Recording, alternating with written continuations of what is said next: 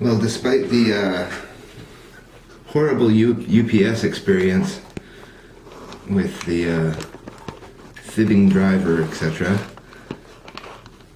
I have unpacked the boat, and it is a good testament to why you buy a steel boat,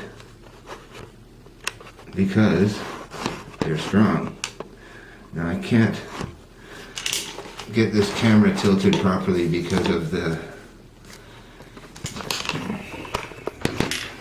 setting it on the toilet seat is not a smart idea, and having it close to the bathtub is not a good idea.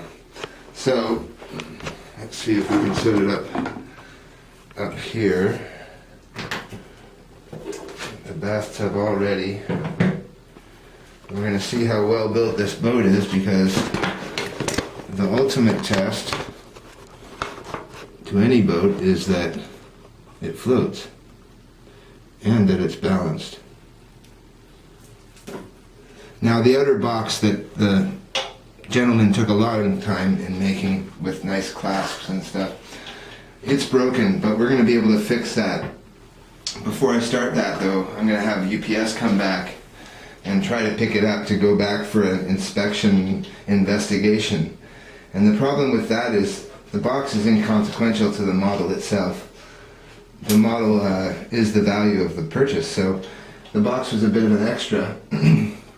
But I'm not going to give them the model and the box to do their investigation, which is what they'll require. And that's not a good idea, to give them back a model that's basically irreplaceable. You won't find something like this again.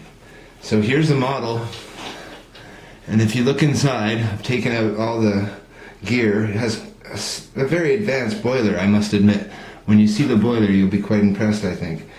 And it was an unwanted model on eBay. Nobody really bid on it, and I didn't understand why, because the amount of work involved in making this steel boat, just the hull itself, is weekends of work, I would think. And let's see how well balanced it is, because that'll tell us if the person who made it was at all a skilled boat maker. I wouldn't be able to build this and have it float off the bat. So there you go. Now, it's quite a bit heavier with all the stuff in it, but it has such a large hull that it will support a lot of weight. And we're going to be putting video camera on this to be able to drive it, if I can get it running, with video goggles on. First person view, it's called. They use it for drones, and I've flown quite a few mini drones. So here we go. Now, 1920 to 1921 is the note inside the boat that I got.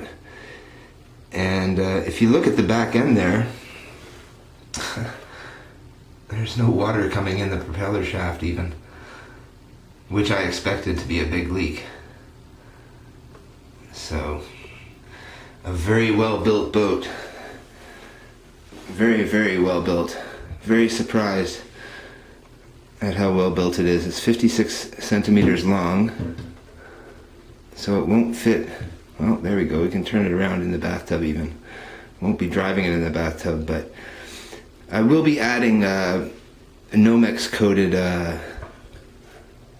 styrofoam inside the hull, in the front and the back probably, because I want to be sure that this does not sink if I ever do take it to a lake. That would not be a good thing. Now, the back bumper, you can see, is getting wet there. So obviously the weight displacement would be to the front more with the fuel, raising the back up, clearing that rear bumper, but it may get wet just in general.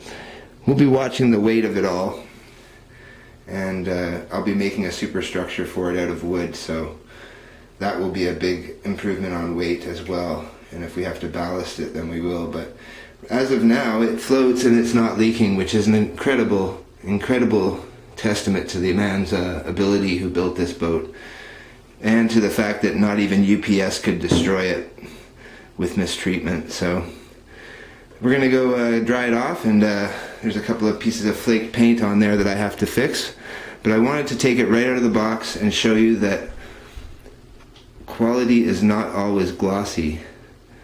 It's functional, and there you go. We'll have to name it, I think, because it doesn't have a name. As of now, it doesn't have a name, and I think we're gonna... It's LT317, but we're gonna call it the Beverly Ann. So, there you go, folks. Steamboat.